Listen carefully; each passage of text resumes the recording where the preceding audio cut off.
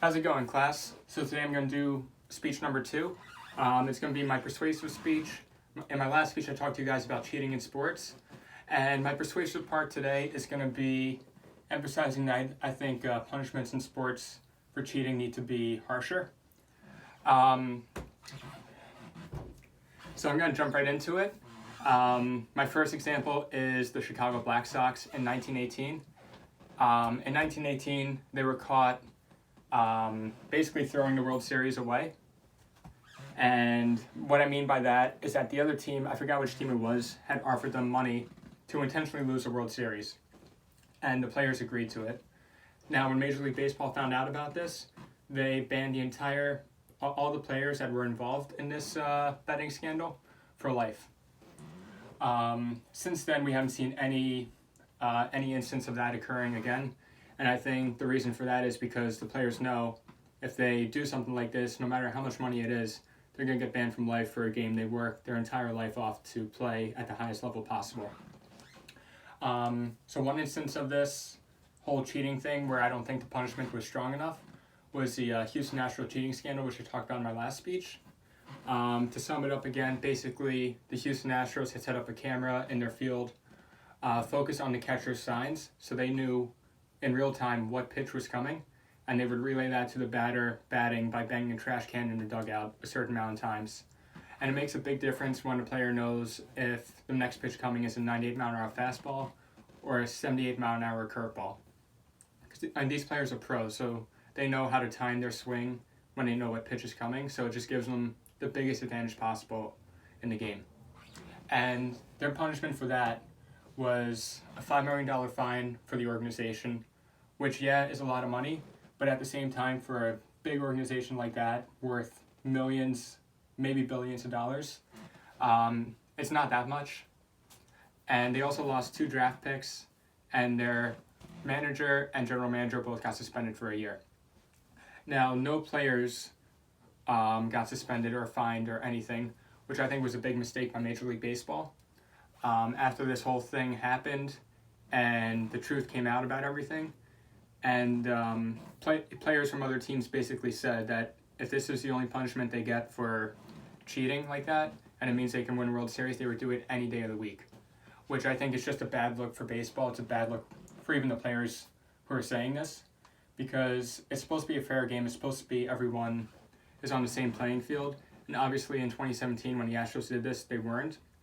And that year, they did this, they won the World Series, and Major League Baseball confirmed that they cheated in the World Series, they cheated in the playoffs, and they cheated the entire season. And they still got to keep their World Series title, their World Series rings, and their bonuses, which I think is $250,000 per player and coach, for winning the World Series.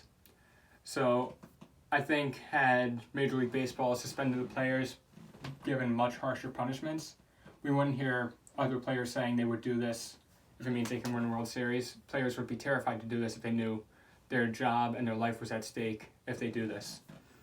And now it's at the point where teams are probably looking for ways to do this now, knowing the punishment isn't that severe.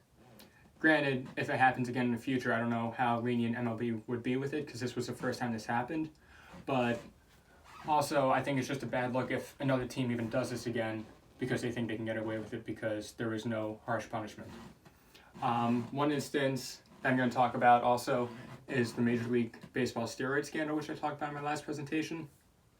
Now, when the whole steroid scandal came about, the punishments weren't that harsh at first in the late 90s and early 2000s.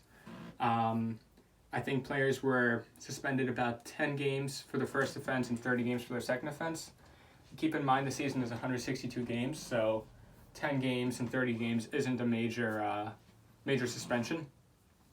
So players would do the steroids, sit 10 games, and they can use it to rest up and then continue doing it. And if they didn't get caught, then they're fine and their numbers look great and they're helping their team. But in the later years, probably the last 15 years or so, we saw Major League Baseball strengthen their suspensions for steroid use to the point where it's now at 81 games for the first offense, a full season, 162 games for a second offense, and a lifetime ban from the game for your third offense. And since then, we've seen a massive drop-off in steroid use in the game.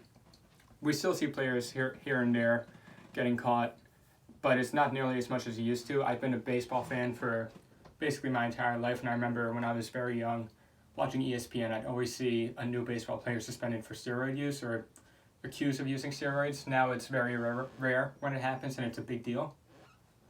And I think just having stronger suspensions, deterring teams and players away from not playing the game fair is a major key in making the game fair.